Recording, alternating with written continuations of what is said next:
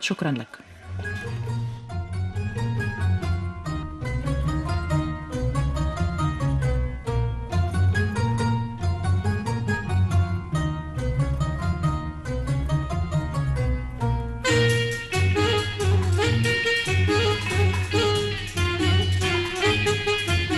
ومن أجل أيضا الوقوف على المشهد السياسي بكل جوانبه وما يحدث الآن على الأرض بالفعل من هذه المظاهرات المؤيدة، وأيضا ما يحدث من اشتباكات بين المؤيدين والمعارضين، معنا وعلى الهواء الدكتور محمد باغا، محلل السلوك السياسي والإدارة والتنمية.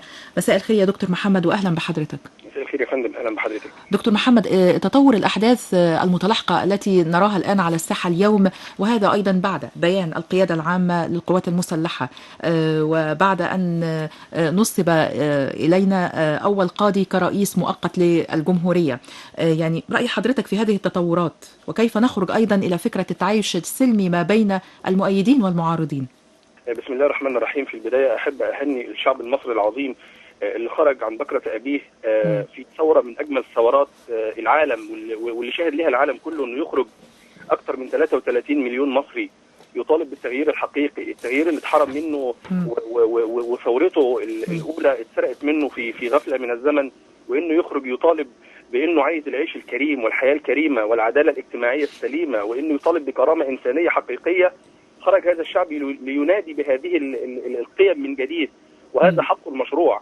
أما يقلل هذا الحق وتصدر المفاهيم كما صدرت من قبل من قبل الجماعات الآن أصفها بأنها جماعات متطرفة، وأن تصدر المفاهيم إلى المجتمع العالمي أو المجتمع الدولي والمجتمع المصري على أن ما يحدث هو انقلاب عسكري. كيف يكون انقلاب عسكري ولم يتولى الجيش إدارة البلاد، وأن من تولى زي ما حضرتك تفضلت وقلت رئيس المحكمة الدستورية العليا وهو مصري مسلم اسمه السيد المستشار منصور، السيد المستشار منصور عدلي محمود منصور يتولى حكم البلاد كرئيس انتقالي مؤقت لمدة، يعني أعتقد أنها هتكون في حدود سنة أو سنة ونصف بالكثير، وله مهام معينة جاء من أجلها، وهي الإعلان عن انتخابات برلمانية، والإعلان عن انتخابات رئاسية، والإعلان عن تشكيل أو تعديل الدستور، يعني أنا بسميه دستور نص الليل اللي عملته جماعة الإخوان المسلمين أيضا في غفلة من الزمن.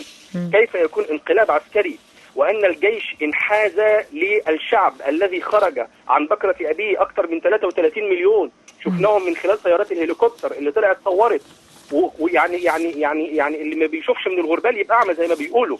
انحاز الجيش للشعب، وهذا واجب القوات المسلحة، الواجب الديمقراطي الذي تتبعه، أو في عقيدة القوات المسلحة أنها تنحاز إلى الشعب دائما. خرج الشعب فخرج الجيش وخرجت الشرطة لكي تحمي هذا الشعب وتنحاز لإرادة هذا الشعب ضد جماعة كان كل همها التمكين، زيها بالضبط زي أي حزب كان كل همه التوريث، لا فرق بينهم. إزاي يكون انقلاب عسكري وإحنا يعني ما فيش دور لأي شخص يعني عسكري في هذا الانقلاب؟ يعني شايفين لما خرج الفريق السيسي بالبيان، خرجت القوات المسلحة لإعلان الحماية والانحياز لإرادة الشعب، وخرج شيخ الأزهر ممثل عن الأزهر، وخرج بابا الكنيسة الأرثوذكسية ممثل عن الكنيسة، وخرج رئيس المجلس الأعلى للقضاء ممثل عن مؤسسة القضاء. يعني كل هذه ضمانات لمدى التوافق والوطني الذي حدث بالفعل. وخرجت القوى الشبابية ممثلة في الشباب، وخرجت يعني طبقة المثقفين ممثلة في الأستاذة سكينة فؤاد، وخرجت جموع الشعب لتؤيد هذه القرارات أنها ثورة حقيقية. أنا بسميها الثورة المستنيرة، وهي بالفعل ثورة مستنيرة. كلمة الثورة الحقيقية هي الخروج من أعراف وتقاليد وسياسات بالية تقليدية قديمة لم تضف جديدا ولم تضف شيئا لحياة المواطن المصري. إن احنا دلوقتي في مرحلة الخروج إلى مفاهيم سياسية جديدة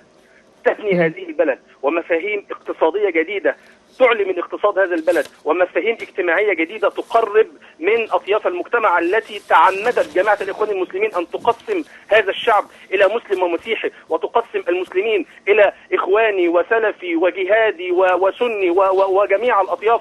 عمرنا في حياتنا في مصر ما شفنا ما حدث في هذه الفتره. يعني انا عايز اقول ربنا كرمنا جدا في مرحله الفوضى اللي حصلت بعد الثوره الاولى. اذا كانت الدوله العباسيه قعدت 508 سنه، او الدوله الفاطميه قعدت 70 سنه، او دوله المماليك قعدت 367 سنه، او الدوله العثمانيه قعدت 625 سنه، او الدوله العسكريه الحكم الاوليجاركي قعد 60 سنه، فالدوله الاخوانيه ربنا خرجنا منها بسلام، وخرجنا في سنه و48 ساعه و180 دقيقه. هذا نصر عظيم لهذا الشعب المصري الذي شعر في وقت من الاوقات ان دولته تسرق منه، وان ما يحدث الان انما هو مخطط على مستوى امريكا واسرائيل وتنفذه الجماعات الارهابيه. انا بسال سؤال للمستمع الكريم دلوقتي، لما ظهرت الجماعات الارهابيه في هذا التوقيت بالذات؟ لما ظهرت؟ يعني السؤال دوت هنستكمله مع حضرتك دلوقتي، ولكن بعد أن نتجه إلى زميلنا عمرو أنور. وبعد إذنك دكتور محمد ابقى معنا على الخط، فلدى زميلنا عمرو أنور في الإسكندرية مراسل جريدة فيتو الكثير من الأخبار المهمة والتطورات الأحداث. زميل عمرو، يعني بعد التحية، ما الأجواء لديك الآن؟ الأجواء الآن حرب شوارع بمعنى بكل ما تحمله كلمة من معاني. شاركت جماعة الإخوان وأعضائها وأنصار الرئيس المعزول في مسيرات قادمة من وسط البلد، تحديدا من ميدان القائد إبراهيم. انتهت المسيرات إلى منطقة العسكرية، وتم حصار المستشفى العسكري في جابر، وتبادلوا إطلاق النيران بينهم وبين المعارضين للرئيس المعزول. كما قام أنصار الرئيس المعزول بالتعدي على عدد من قوات الأمن المنتشرة في محيط شارع المشير أحمد إسماعيل، وأطلقوا النيران بكثافة والأعيرة النارية والأعيرة الخرطوش، وأصابوا العشرات. ووصلت الأعداد تحديدا حسب ما أكده الدكتور عمرو نصر مدير مرفق إسعاف الإسكندرية إلى نحو 73 إصابة حتى الآن. 73 إصابة. وماذا عن حالات الوفاة؟ حالات الوفاة، هناك سيدة من جماعة الإخوان تم طعنها طعنة في الصدر، لم يتم إسعافها، توفيت على الفور. يعني زميل عمرو أنور، ماذا عن التعامل الأمني؟ التعامل الأمني، نزلت قوات مدرعات الداخلية وتم الدفع بالدبابات التابعة للقوات المسلحة، كما تم الدفع بعربات للشرطة العسكرية للسيطرة على الموقف. والآن تم إحكام السيطرة على شارع المشير، وقنابل الغاز يتم إطلاقها بكثافة طبعا لتفريق المتظاهرين الذين يطالبوا بعودة الرئيس المعزول إلى الحكم مرة أخرى. ومحاولات مستميتة من أعضاء التيار الإسلامي ومن يحملوا الأعلام الجهادية إلى جر الجيش إلى حرب، وإظهار الجيش على أنه يطلق الأعيرة النارية في وجه المتظاهرين، وهذا لم يحدث طبعا على الأرض إطلاقا. وحتى الآن ليس هناك أي جديد. هل المعارضين اتجهوا من الميادين إلى أماكن أخرى، أو المؤيدين أيضا ذهبوا إلى أماكن أخرى؟ لا تزال الحشود الإخوانية والإسلامية موجودة أمام قيادة المنطقة الشمالية العسكرية، ولكن المتظاهرين أثاروا الصمت، وغدا إن شاء الله ستظهر مسيرات للقوى المعارضة للظهور مرة أخرى في الميادين من أجل انتصار الثورة. زميل عمرو، ماذا عن حالات الإسعاف هناك؟ سيارات الإسعاف الإسعاف منتشرة بكثافة في الميدان أمام محطة سيدي جابر، وهناك التدخلات من قبل مرفق الإسعاف جيدة، وتم نقل المسافين أو المصابين إلى المستشفيات بسرعة فائقة. يعني الزميل عمرو أنور مراسل جريدة فيتو من الإسكندرية كنت معنا، وسوف نتصل بك لنعرف الجديد إن شاء الله، وربنا يسلم مصر إن شاء الله. يا رب. بنعود مرة ثانية إلى الدكتور محمد باغا، محلل السلوك السياسي والإدارة والتنمية. دكتور محمد، هل أنت معنا؟ أيوة. يعني أهلا بك من جديد. ويعني كانت لدينا مداخلة عن ما يحدث من ما أسماها الزميل عمرو أنور أنها حرب شوارع. حرب أهلية. هو يا فندم يعني اللي بيحصل ده يعني كان متوقع، وانا يمكن كتبت مقال من اكثر من 6 شهور ان المجتمع المصري في ظل اللا حل اللي كانت مصره عليه جماعه الاخوان المسلمين، ان احنا هنوصل لمراحل من ضمنها مراحل العنف ومراحل الاكتئاب المجتمعي. وفي مرحله دلوقتي بدات تظهر بشكل واضح جدا على المجتمع المصري، وهي مرحله الانكار الدائم، لان هذا الرئيس انا في يا فندم مفهوم بيصدر الى المجتمع المصري دلوقتي، وانا اخشى منه ان الناس تفهمه بطريق كده النيه الحسنه. الرئيس السابق محمد مرسي هو ليس رئيسا معزولا كما تصدر قناة الجزيرة، ولكن هو رئيس مخلوع خلعه أكثر من 33 مليون مصري بإرادة شعبية محتشدة وليست حاشدة. هناك فرق ما بين الحشد والاحتشاد. الحشد هو حشد مصطنع يصور المشهد على أنه ثورة أو على أنه حاله من حالات الانكار التي تريد ان تبقي الدوله الاخوانيه كما هي. اما حاله الاحتشاد هي ما قام بها الشعب المصري عن بكره ابيه، وخرجت جموع الشعب ذاتيا من تلقاء نفسها لان تطالب بالتغيير. فلا بد ان نفرق بين مفهوم الحشد الذي تمارسه جماعه الاخوان المسلمين جماعه الاخوان فقط. انا لا اريد في الفتره الحاليه ان نخلط المفاهيم ببعضها البعض، وان ندخل الاسلام في امور حياتنا، وان احنا الاسلام اكبر من جماعه واكبر من مشروع واكبر من اي حاجه. الاسلام عقيده. كلنا الحمد لله جميعا مسلمين. انا ارفض كلمه الرئيس المعزول والنطق عليها الرئيس المخلوع. انا عايز اقول لحضرتك على حاجه مهمه جدا. الفرق ما بين النظام، علشان بس ابين للساده المستمعين ان اللي كان بيحكمنا تنظيم وليس نظام. الفرق ما بين النظام هو ان النظام حينما يخطئ فهو صدامه مع شعبه فقط. نظام مبارك لما اخطا اتخلع مبارك او تنحى مبارك فاصبح مبارك في ذمه التاريخ. اما اليوم حينما يخطئ التنظيم فان صراعه يكون مع الشعب ومع مؤسسات الدوله. شايفين الصراع النهارده مع الجيش، واول من اطلق لفظ العسكر في جموع المجتمع المصري كانت جماعه الاخوان المسلمين، واول من اطلق كلمه الفلول في جموع، مع ان اللي كان فلول اصلا هم جماعه الاخوان المسلمين ايام جمال عبد الناصر، بس هم رموا المصطلحات حتى تحدث تفرقه في بيئه المجتمع المصري. دكتور محمد اسمح لي حاجه بعد اذنك، يعني احنا برضو نود ان احنا نقول ان الاخوان المسلمين هم موجودون في الشعب المصري. نعم. يعني نود ان يحدث مساله المصالحه ما بيننا وما بينهم، وايضا التعايش السلمي. يعني ازاي نوصل لده في ظل وجود انهم يعبرون عن ارائهم ايضا بحريه، كما يعني قالت القياده العامه للقوات المسلحه من حقهم، حق مكفول لهم، حريه التعبير عن ارائهم. نقطه مهمه جدا، ولكن انا عايز افرق ما بين شباب الاخوان المسلمين والناس الطيبه، الناس المحترمه، الناس اللي عايشه في وسطنا، فيهم الاخ، فيهم ابن العم، وفيهم ابن الخال، وفيهم الصديق، وفيهم المحترم، وفيهم المؤدب، وفيهم صاحب المبدا. وعايز افرق ما بين قيادات الجماعه التي تنفذ سيناريو ليس بعيدا عن السيناريو الامريكي، وهو مشروع الشرق الاوسط الكبير. امريكا الان تلعب في المنطقه، واسرائيل تلعب في المنطقه بطريقه خبيثه، وهي طريقه الحزب الديمقراطي الذي يرمز اليه بالرمز الفيل، ومندوبا عنه او يمثله في امريكا الان اوباما بيمارس يعني للاسف سياسه خبيثه كده اسمها الدبلوماسيه المثلثه. بمعنى ايه؟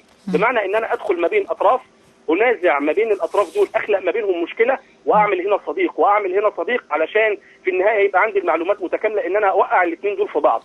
هذا السيناريو ما دخلت به امريكا لتنفيذ ما يسمى بالربيع العربي، فدخلت الى تونس، ودخلت الى ليبيا، ودخلت الى سوريا، ودخلت الى مصر، ودخلت الى اليمن.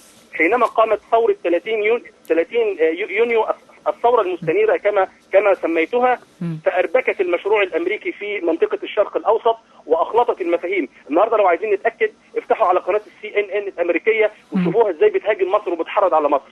افتحوا قناه الجزيره القطريه المعروفه والمشبوهه وشوفوا ازاي بتحرض على مصر وبتعمل نوع من التهييج المجتمعي وبتخلي الناس تشحن على بعضها البعض.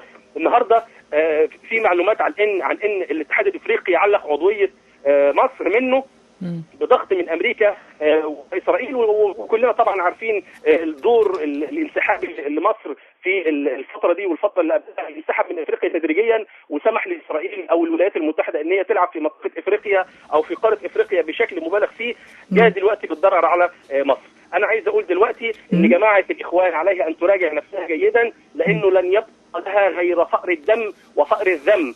فأر الدم اللي احنا شايفينه دلوقتي، حالات الاقتتال اللي بتدور في الشوارع، وفأر الذم ان جماعه الاخوان من خلال خطاب الاداره بالازمات اللي طلع به الدكتور محمد بديع من شويه، واللي طلع به الدكتور عصام العريان من شويه من منصه رابعه العدويه، هو خطاب الاداره بالازمه وليست اداره الازمه. خطاب الاداره بالازمه سيحول جماعه الاخوان الى جماعه ارهابيه مطارده فيما بعد. انا بحذر جماعه الاخوان من هذا الامر، وبقول فيه اللهم بلغت اللهم فاشهد. والوقت الحالي اللي احنا بنعيش فيه سقطت كل الاقنعه، وفهمنا جميعا الكلمه اللي قالها الفريق اول عبد الفتاح السيسي، بانه قال في بيانه بتقدير الموقف الداخلي والخارجي والسياسي والاقتصادي والاجتماعي، كل الوجوه القبيحه يا فندم طفت على السطح، وشفنا الجماعات الارهابيه في سيناء وفي غيرها طفت على السطح. والمشهد دلوقتي حاليا بيذكرني بمشهد كهنه امون لما كانوا بيحشدوا الناس في المعبد، لما بانوا على حقيقتهم وانكشفوا قدام الناس ان هم كانوا بيلعبوا الناس بمفهوم الدين ومفهوم عباده امون وكذا وكذا لتحقيق مصالحهم الشخصيه، وحشدوا الناس الى المعبد حتى يضطر رئيس الوزراء انذاك سيدنا يوسف عليه السلام من انه يمتنع عن دخول المعبد علشان يحمي الناس اللي فيه. يعني انا اعتقد ان امريكا لها دور كبير جدا ما يحدث في مصر الان، حالات الاقتتال الداخلي وحالات الانكار انتشار هذه او حالات تصدير المشهد على انه انقلاب عسكري. احنا وضحنا للناس ان ده مش انقلاب عسكري خالص خالص خالص. ولو الناس عايزه تتاكد، مؤشر بسيط جدا جدا جدا جدا. في 2011 حينما رحل مبارك ساءت العلاقه ما بين الشعب والشرطه وكان وجود الاخوان. في 2012 رحل المجلس العسكري وساءت العلاقه ما بين الشعب والجيش وما بين الشعب